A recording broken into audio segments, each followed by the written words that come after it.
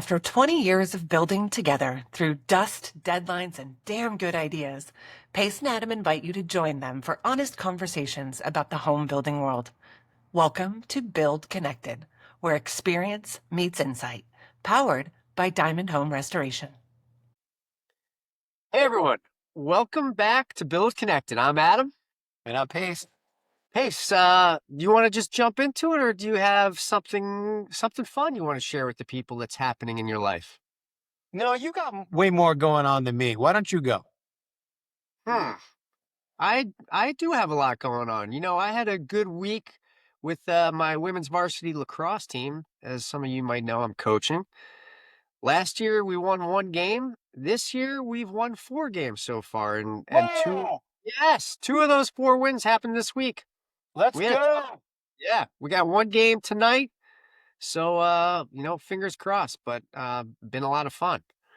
Will you take the whole team out for pizza and ice cream after a win tonight? Our team likes to do team dinners at someone's house. So that's kind of how we do it. It's a way to build team culture, and the girls get together and have a good time. So I don't think there's a team dinner tonight, but no, not tonight. Next week, team dinner. Next week's our last week. One more week of lacrosse, and then that's it. Until next year. First season and a long, fruitful career for you. Good. Whew, yes. Well, let's jump in. Our product today is Pace. How's your French? I had 3 years of French in high school. I can read a little bit. The speaking is not good. We won't jump into that. That's my hint. What do we use that has the word French in it? French fries. That is something we use at lunchtime. But let's Okay. try. You get one more shot. French drains. Boom! You got it. French drains is the thing of the day. Yeah. Thing of most of our days. I feel like we're talking about French drains on most of our projects, almost maybe all of our projects. Water. It's a dream crusher. It's a nightmare. And as contractors, that's something we think a lot about, and we have nightmares a lot about. So these are the things that keep homeowners up at night and that keep contractors up at night. So we need to always be thinking about water, how it moves, and how to solve for not letting this get into our homes. And one way that we do this is by installing French drains.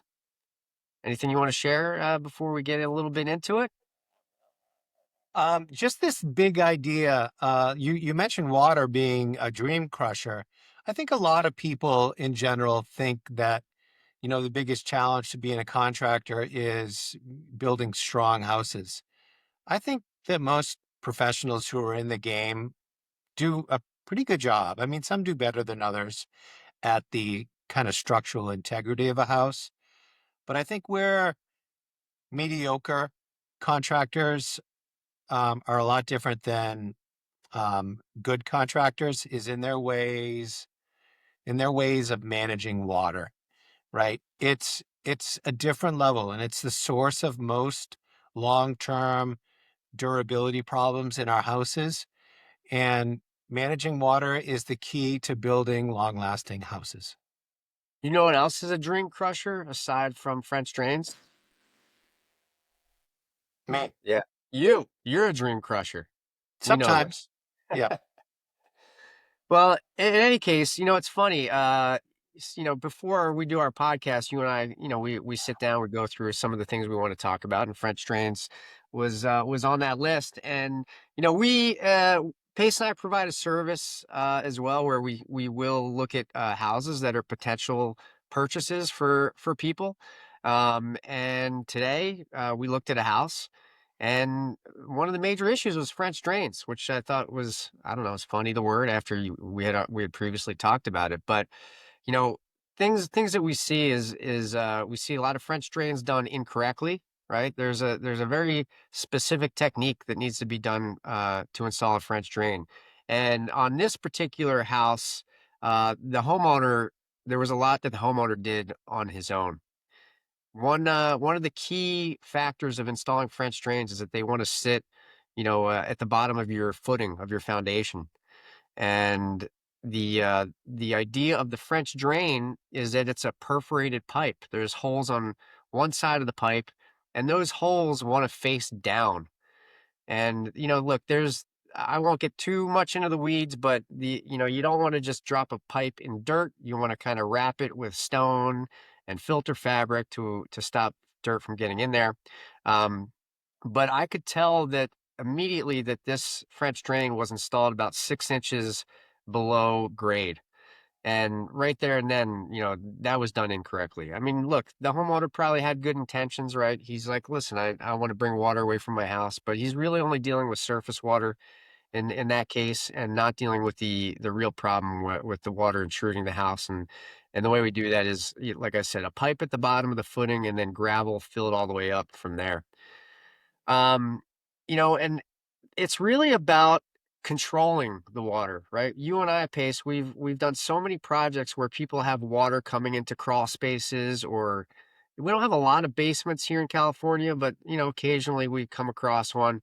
And sometimes the best course of action is to allow that water to come in and put a French drain on the inside of that wall, right? Maybe it's a concrete floor, and the idea is to just cut a trench in that floor, put that concrete pipe down low, and sometimes we'll kind of do a two-sided effect where we capture that hydrostatic pressure of that groundwater pushing upwards, and that those holes that are facing down gives that easy release path of least resistance for water to enter into that pipe. And the other side of that is maybe we'll do a surface drain on top of that to catch any surface water that might find its way in there too. There's lots of ways to go about moving water, capturing water, redirecting water, and every job is different, right? It can be expensive to install French drains, so it's good to come up with other solutions if they exist, so you don't have to spend too much money. Yeah, wow, there's so much to talk about here. Like the idea of a French drain, I mean, the one you're describing most is like a perimeter foundation drain. And that's one example. But a French drain is really any means of mitigating subsurface water, right? It is creating that path of least resistance. And there are an infinite number of ways to go about a system like that. There are ways to do it wrong, um, and there's a ton of ways to do it right. And there's lots of misconceptions out there that I've heard well, since I started with road construction was really my first experience, I think, with some sort of a French drain system. So, we're going back 40 to 45 years here. And like, let me give you a couple of examples of things that people are wrong about, right? The idea that if you're using a perforated pipe, that the holes need to be on the top of the pipe. It's just a lack of understanding of what you're trying to do, right? You're letting water come into a negative space, which the pipe is.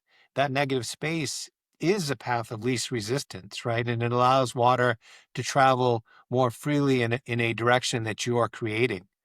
Um, that's one good example, the holes. Another one is the idea of pitching a French drain. You certainly can pitch a French drain, right? There's no harm in that. But a level French drain, as long as the release of the water, like as water builds up, as long as it evacuates that space before it gets into a critical space, you're still accomplishing the water mitigation. So the pitch, it's not like a pipe. It's not drainage per se, like a pipe is, right? It's a path of least resistance. So the pitch isn't critical to a French drain system. There are countless other things. You oftentimes are using a combination of solid pipes with a perforated area, maybe even a basin of some sorts that's collecting water in an area, right?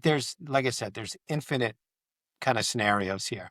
Yeah, I That's my mean, I mean, we haven't even touched on like mirror drain and that sort of stuff. I mean, those of you out there that aren't familiar with that, when we use mirror drain, it's basically a plastic dimpled mat that has a filter fabric over it, and those get nailed up against the foundation wall, and so any water that hits that foundation wall or retaining wall, it's like Plinko, right? Path of least resistance hits that drainage mat and just goes down the drainage mat and into a perforated pipe or another sort of pipe that's meant to integrate with that mirror drain mat. So many different ways, but look, it's thinking about water is I think the point is always at top of mind. I think it's something that almost all homeowners deal with at some point, unless they're buying a new house that's done right, and it's not something they have to think about. But we see it all the time, all projects. And if you are that homeowner out there that needs a French drain, just learn about it. You can read about it online, and whoever you hire to do that, make sure that they have experience with installing those. Because if it's done wrong, you've wasted every single cent. It will not function. Yeah, the key, I just want to say one more time, the key is a path of least resistance that mitigates your water before it gets to a critical space you don't want it in. All right. What do you got? Moving on, I got some flack from our 50th episode that we did last week. I was told that I really didn't give any concrete examples of things that I like, or like, favorites or what have you. Like, I glossed over a bunch of stuff by the person who runs our household. So I am here today to set that record straight. There's been a couple of like highlights for me, like on this little journey. Um, One, like you said, I loved having guests on. It's always great just giving somebody else, this forum and just listening to their expertise. That's been super, super fun. But I think the thing that's really been important for me professionally is this forum, right? It allows me to kind of put my thoughts together on a subject and talk about them. And that's really prepared me better for my interaction with clients. I think uh, it's forced me to think about like important issues and kind of put my thoughts together. And I think that's made me better as what I do talking with clients. So I've really enjoyed that. Nice. Yeah, I mean, for me, I love when we have guests on. We don't do enough of it. Well, we've talked about this upcoming year. We're gonna have more people on, and I think it's fun to learn what other people are doing and how they do it and what their mindset is, and also bringing that out to people that are curious as well. So, for me, I get enjoyment out of that aspect of our podcast. Now, you're certainly not allowed to say who your favorite guest was. Like that's like naming children. But like if you were to go back on like guest episodes, like was there a highlight that catches your attention? Like not the guest in particular, but just something that kind of came up. Can you think of anything off the top of your head that stands out? Well, you and I kind of geek out on the building science stuff. I really liked having James on. I thought that was insightful. I feel like every time we talk to him, we're learning something new even from him. He's a talker. He likes to talk, and we love hearing it. Sometimes he has some really great stuff to share, and I feel like we could talk to him for an entire day about the knowledge that he has. So yeah, I would say that moment of the building science. Yeah, I mean, I think the reason that resonated with both of us is because you and I love learning, right? We love picking up on things that make us better in what we do. So I think that's probably at the heart of that, right? Yeah, no doubt. Well, it's interesting. We started off talking about French drains and kind of wrapping We, in. we. We, that's right. Very Yeah, good connection. yeah. We were working, we got a call from an old client, and she had a leak in her water main feeding her house. So she had plumbers out there, and they had dug a trench across her front yard. And we knew about a separate problem. She was dealing with water in her crawl space, and it was very interesting. like the opportunity that we were given. Yeah, we sure were, right? We were able to take advantage of that trench that was dug by the plumbers so nicely too. Very wide too. I was shocked at the size of that trench. Plenty of room for us to drop a pipe in and fish it underneath the foundation, fill a zone of gravel and create a nice gravel pit with filter fabric and capture that water underneath the crawl space and direct it out. It was two birds with one stone, thanks to the plumbers and Yeah, I timing. mean, we got so lucky there. Like, we didn't have to do the digging, right? The digging was already done. But the low corner of the crawl space was right near where the water main came in. So we were able to go under the foundation there and put a basin that collected all of that groundwater in the low spot of the crawl space. And so yeah, like you said, Bob's your uncle, right? Throw the pipe in there and put it back together. And she got rid of two problems um, at the same time. It worked out so well. Yeah, sometimes things work out, sometimes they don't. But we had a good opportunity there, and the timing was just right. Yeah. Well, I think, what do they say? Even a broken clock is right twice a day. You Is that what got they it. You say? nailed that. You really nailed that one, Pace. What else you got? I feel like Well, the you're one I the. threw out this morning was you can't shine a sneaker. I mean, if it's a leather sneaker, you could probably shine it, Oh, right? you could brush it. Oh, leather. Yeah. Yeah. There's plenty of leather sneakers. I don't know if I buy that one. I got one more quote to finish this up here. Here we A go. little Bruce Lee, be like water. Ooh, okay, good timing on that. Well, thank you, Pace. Thank you for that insightful quote from Bruce Lee. More quotes to come by Pace Blair. I have no idea what that means, Pace, but thank you for joining us here on Build Connected. I am Adam. And on pace. Thank you. See ya. Thanks for joining us on Build Connected. For more stories, insights, and ideas, visit diamondhomerestoration.com or find us on Instagram and LinkedIn. We'll be back next week. We hope you will too.